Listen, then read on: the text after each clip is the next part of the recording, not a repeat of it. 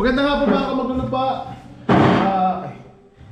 6 ng gabi, 6 AM, ay 6 PM ng gabi ngayong hapunan po ay magpe-prepare po ako ng ito pong pagkain po na to is pang 5-star hotel ang mga pagkain na to eh.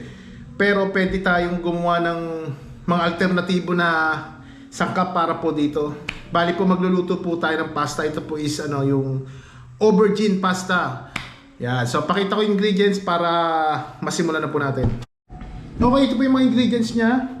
Basil, pero kung wala po kayo makitang fresh basil, pwede po yung dry. Kung wala po kahit huwag na pong lagyan. Tapos yung talong po natin, bali vegetarian po itong itong food natin.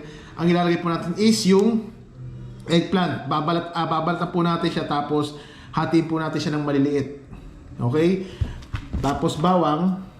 Yan, wala po tayong sibuyas. Tapos yung pasta. Ito po. Yung pasta, spaghetti pasta. Tapos olive oil. Pero wala po kayong olive oil, okay lang po, wala pong problema yan. Yung ordinary olive oil, pwede rin po. Tapos cheese na ito. Pero kung yung ordinary cheese, wala rin pong problema. Okay, prepare ko na yan para masimulan po natin.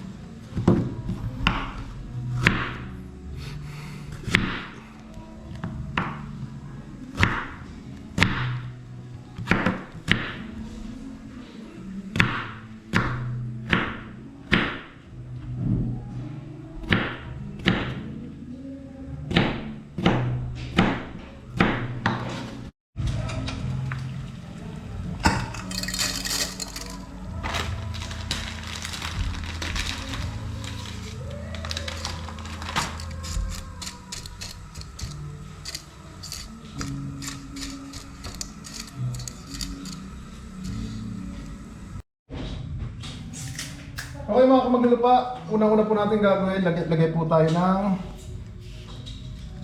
olive oil. Kung wala po kayong olive oil, pwede nyo pong gamit, ganyan po talaga karami. Pwede po kayong gumamit ng natural cooking oil. Hinaan nyo lang po yung apoy kasi masusunog ang bawang. Ang bawang po is ganyan talaga karami. Ayan. Kung naririnig niya yan, yung baby ko po yun.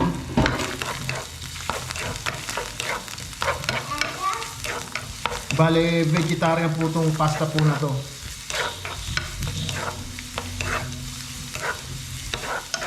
Isa-isa po tayo. Napakasimple lang po nito mga kamagulo pa. Makaka-order kayo nito sa mga 5-star hotel na pwede nyo rin pong lutuin.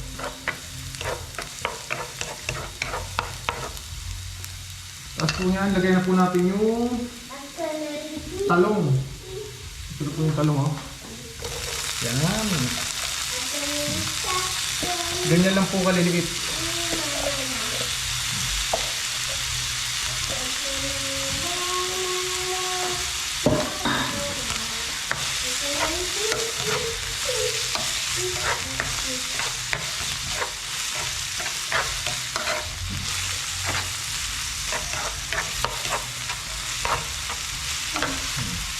Lagyan po natin ng konting salt yung talong para may lasa na po siya. Konti lang.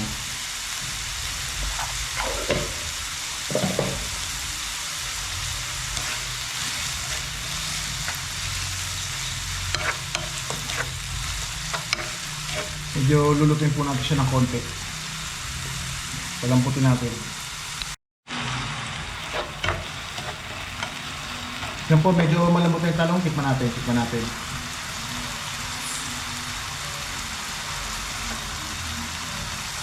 Basta po yan, lagyan na po natin ng tomato. Hindi ko po nasabi kanina may tomato po ito. Napakasustansyang tingnan, no? Hindi ba?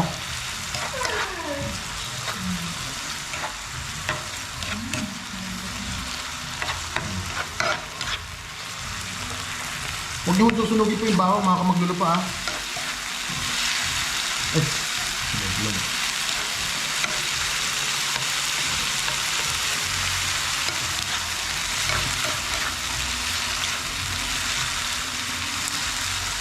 Ang kamatis po, hindi rin natin yung medyo overcook kasi masarap din yun yung medyo malutong.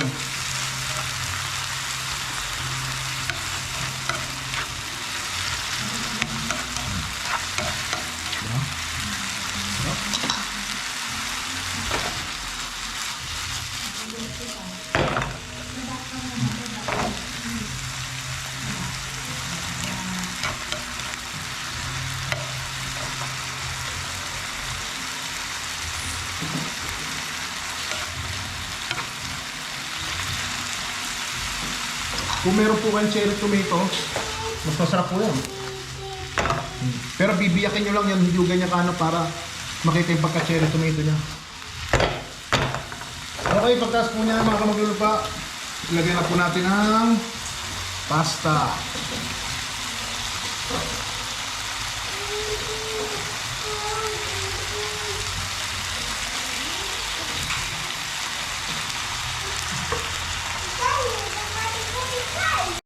So, matinding edit po ginawa natin. Siyempre, di ko kasi. Ilagay na po natin dito yan. Ano? Diba, napakasarap.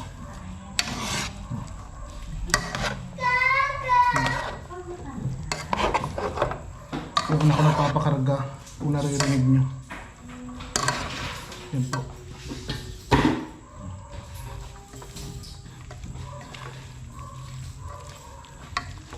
Napakasarap nito mga kamaglulupa. Na-miss kong kumain ito eh. Lagyan po natin ng salt. Wala ko tayong lalagay na betchin or ano, wala. Salt and pepper lang.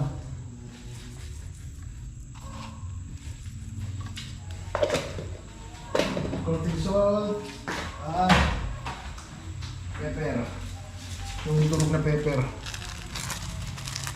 Yan o.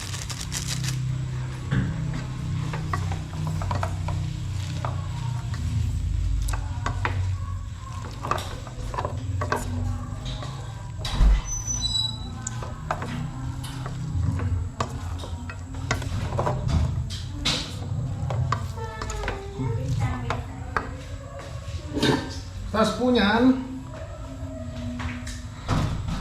yun, may natira pa. Ilagay na po natin itong basil.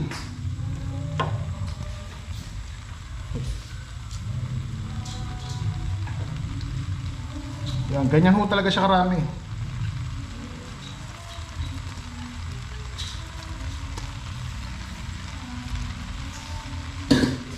Vegetarian, no? Diba?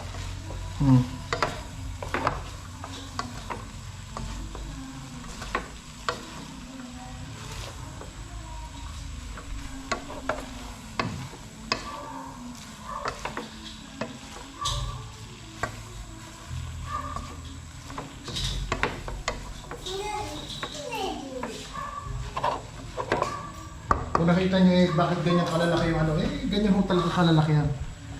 Yung basil niya.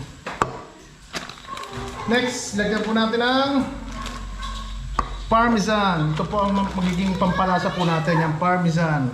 Diba?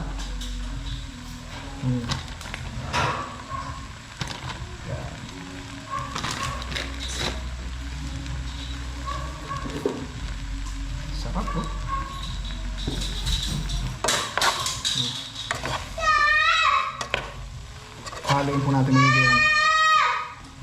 Yan. Yung ano ko po yan, yung sumisigaw. Okay. Ayos na po yan, mga kamaglilo pa.